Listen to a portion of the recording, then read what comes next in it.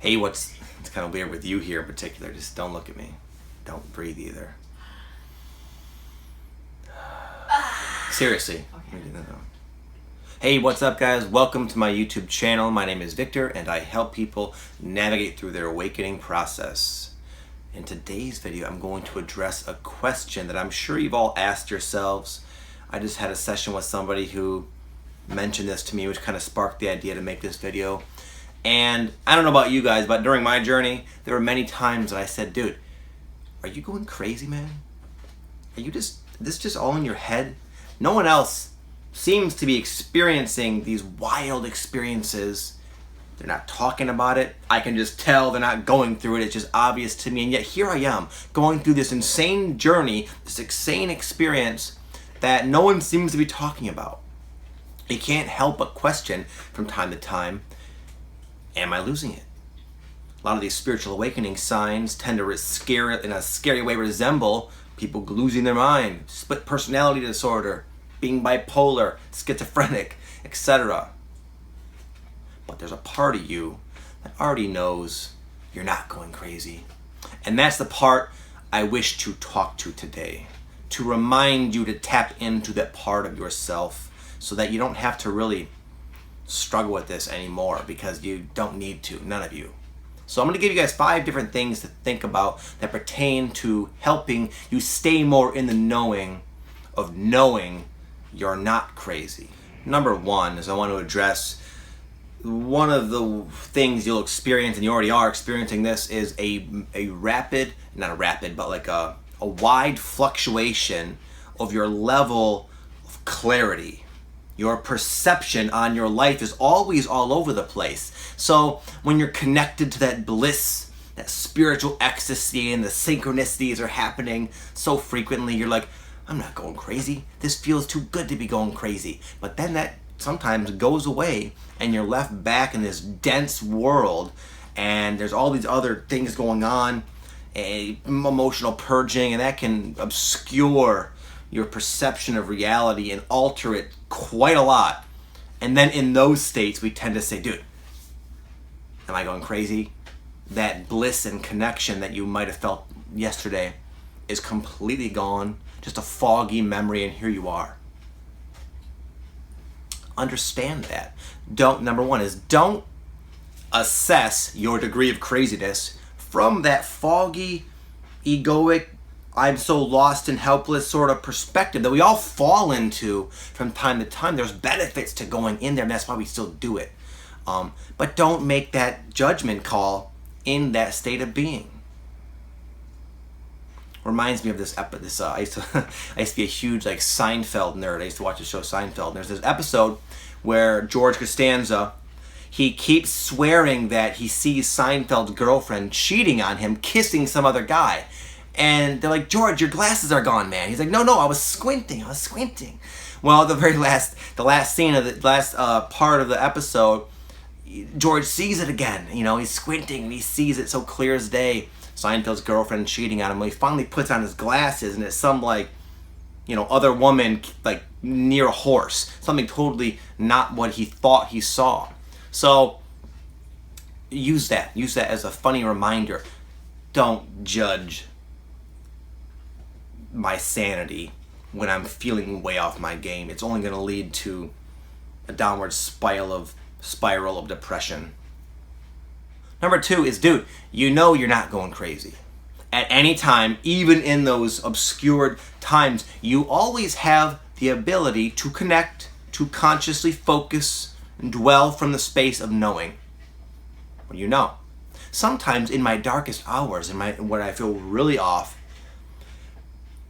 that ability to tap into that knowing is stronger. I just tend not to do it because it's tempting to not be complaining in my head about how life sucks. But that knowing's always there, waiting for you to slip into it and dwell in that. You don't have to watch a video like this. You don't need me to tell you, because you already know you're not going crazy. So stop forgetting.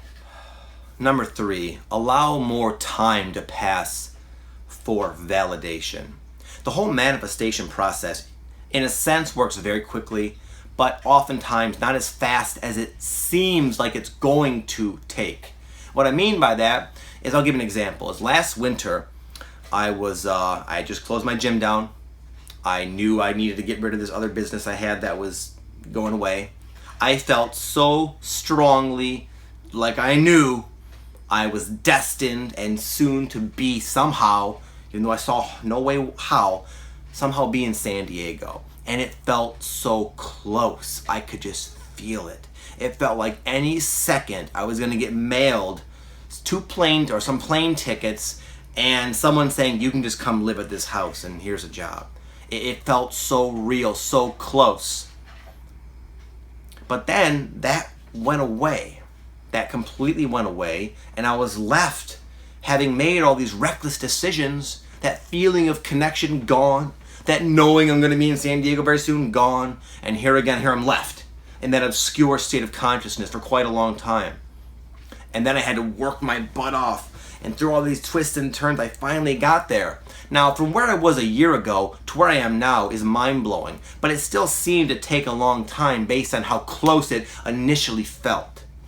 So, you just got to sort of be more objective about the fluctuating states of being, the fluctuating vantage points that you're always looking at your life from, because, again, there's benefits to looking at your life from that dark space because you learn a lot during those times. And you also sometimes need to kind of climb up the mountain to see where you're going. But you don't know if you just stay on the mountain looking at what you want, you're not going to get there. You got to go back down the mountain and climb up those rolling hills, hence all the fluctuations. So just allow more time before you decide, this is a dumb decision. This is all just a bunch of insanity going on in my head. Give yourself time. Number 4 is, don't compare your level of sanity with other people in the world. For they are the ones who, in my opinion, are kind of insane, are more lost, more completely, consistently cloaked in their limited egoic perspective of life. That's not an insult. That's an objective observation I have. That's not to say one is better or worse, but when you compare your experiences and your thoughts on things, your opinion, your perspective with people who have not yet tapped into their higher selves ever, there's going to be a dichotomy. There's going to be a conflict there. And I can see where when most people have a certain state of being and you're thinking on a whole different level, not better or worse, just different, I could see why people would always be thinking they're crazy. But at the same time, you can see the insanity of the egoic perspective pretty clearly. And you can see it a lot better in others than we can ourselves. So don't allow yourself to slip in to the mind connection of, no one else is going through what I'm going through. Everyone else seems to like getting off of work and slamming beer and watching the news. Maybe I'm weird and crazy because I don't. Don't compare yourself to others. You be you. Number 5 is, don't even worry. Don't even go around worrying about this issue. Whether you're saying you're not. Sometimes you feel like you are. Sometimes you know you're not. Sometimes you're certain you are. It doesn't matter. Seek peace and harmony in your body.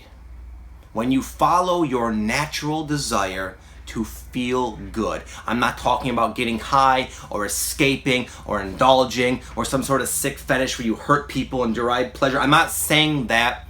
One could argue that this idea is flawed because of that. I'm talking follow your true heart, your true bliss, and it won't matter if you're insane or not.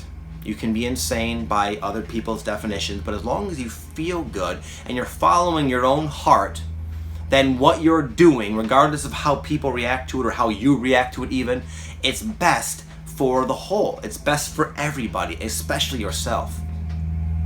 And this whole issue of whether you're insane or not, who cares? It's a matter of perspective.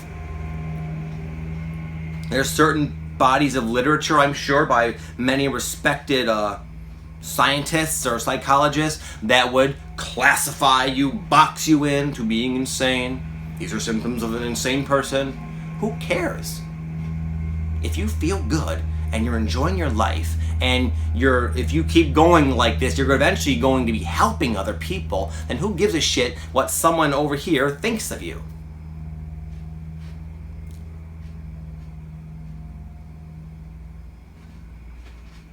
At the same time, I sympathize because it's easier said than done. When you're feeling connected, it's obvious you're not insane. When you're feeling disconnected, it can be impossible to recapture that clarity that is now gone.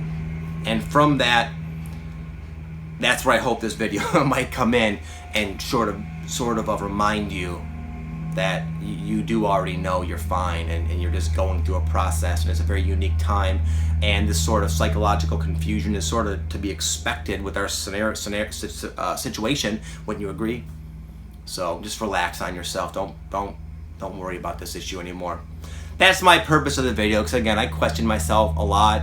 I stalled my forward progress a lot because of this. This festering question caused a lot of stress and disruption in my life. When all the while, back to one of my other points, I sort of knew that it was all fine, but I just sort of indulged myself and ruminated about the issue for an unnecessary period of time. And that's hopefully what this video can help you avoid doing.